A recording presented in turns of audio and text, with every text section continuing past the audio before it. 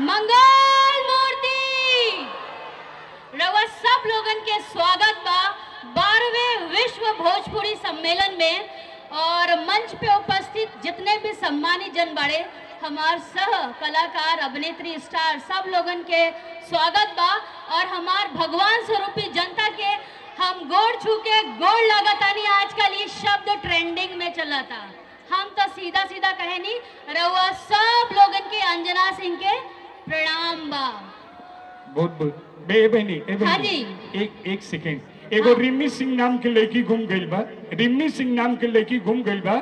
हमारा आवाज सुनत होके तो बच्चिया है मंच के पास आ जा जी।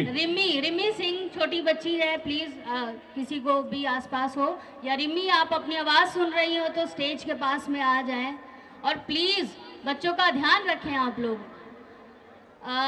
तो कैसे हैं आप लोग? और सब शिव जी को बहुत बहुत धन्यवाद। आप सभी आप लोगों ने हमें यहाँ आमंत्रित किया, इतना सम्मान दिया, उसके लिए दिल से धन्यवाद। और हम सब भोजपुरी के जितने भी कलाकार हैं, चाहे वो सिंगर हों चाहे वो एक्टर हों, हम सभी लोग दिल से चाहते हैं कि हमारी भाषा को सम्मान दिया जाए। हमारी भाषा को जितना लोग प्यार करते हैं, जितनी मीठी भाषा है, आज उसको उतना देश में, हमारे अपने देश में सम्मान नहीं मिल रहा है। हम जब भी कोई इंटरव्यू देते हैं या हम जब भी अपनी सिनेमा के बारे में बात करते हैं, हमसे सबसे पहला सवाल यही पूछा जाता है कि आपकी भोजपुरी में इतनी अश्लीलता क्यों है?